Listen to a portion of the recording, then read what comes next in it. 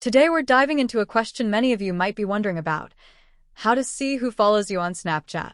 While Snapchat doesn't exactly have a followers list like some other social media platforms, there's still a way to find out who has added you as a friend and is following your snaps.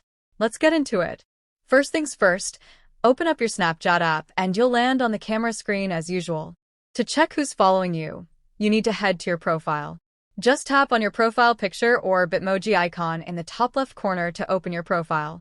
Once you're in your profile, you'll notice several options, but what you want to do is scroll down a little bit until you see the Add Friends section. This is where things get interesting because this section is where Snapchat keeps track of people who've sent you friend requests or who've added you. Tap on the Add Friends option, and you'll be taken to a screen where you can see a list of users who have added you.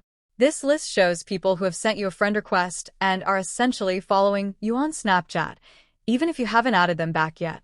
If you see someone on this list that you want to connect with, simply tap the Accept button next to their name to add them back.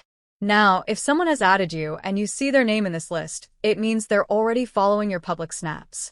They won't be able to see your private stories or send you personal messages unless you add them back.